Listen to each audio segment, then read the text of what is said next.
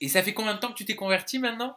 Là, ça va faire bientôt 2 mois. Ouais. Comment Parce que ça je se m'étais... passe? Comment ça se passe une conversion? Bah, en fait, il faut prononcer la shahada 3 fois. Tu peux le faire chez toi, en fait, tu le fais chez toi. Moi, je l'avais fait toute seule chez moi. Tu te mets dans une pièce, faut la réciter, faut que ça vienne du cœur, en fait. Et je l'ai récité chez moi et tout ça. Donc, ça fait déjà bientôt 2 mois que je l'ai fait. Donc, j'ai commencé à m'intéresser aux prières et tout ça, mais je faisais pas encore. Et ensuite, mes amies, elles m'ont dit que ça serait bien que je commence à aller à la mosquée, tout ça avec elles. Du coup, j'ai voulu prendre contact avec un imam pour faire ma conversion là-bas. Donc, j'ai dû faire ça devant lui.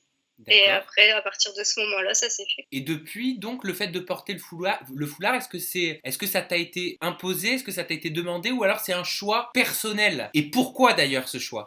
Non, on me l'a pas imposé. Il y a des filles, elles sont musulmanes, elles portent pas le voile. D'ailleurs, c'est comme ça qu'elles ont encore moins de critiques. Je sais, c'est pour ça que Mais je te pose moi, la question, parce que je sais que c'est très personnel. non, c'est mon choix. C'est comme ça, je veux me préserver et faut avoir un minimum de pudeur et je veux plus être celle d'avant. Donc là, c'est vraiment mon nouveau moi en fait. Donc c'est quoi? C'est une façon, est-ce que c'est une métaphore quelque part pour toi le foulard? Est-ce que c'est une façon de te préserver? Comment est-ce que tu le vis? Comment est-ce que tu le ressens au fond de toi? Bah pour moi, oui, je me préserve. Depuis que je porte le foulard, déjà j'ai tous les garçons et tout ça qui venaient m'accoster dans la rue et tout, ça me plaisait pas. Tandis qu'à partir du moment que là j'ai mon foulard, donc là je l'ai mis en turban, mais par moment je le mets en hijab.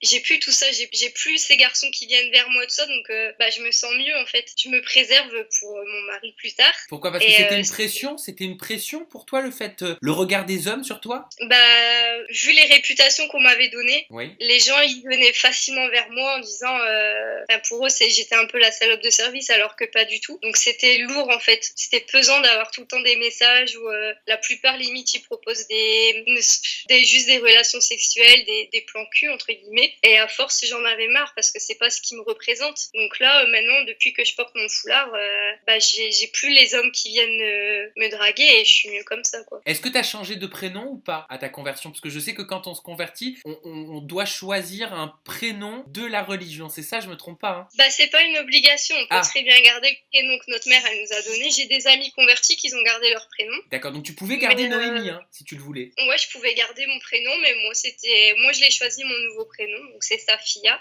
Safia, Et comment tu l'écris? comment? Alors, monte un peu le portable parce que là, je voyais plus tes yeux, ma belle. Comment tu l'écris ton prénom? Donc c'est Safia, Safia.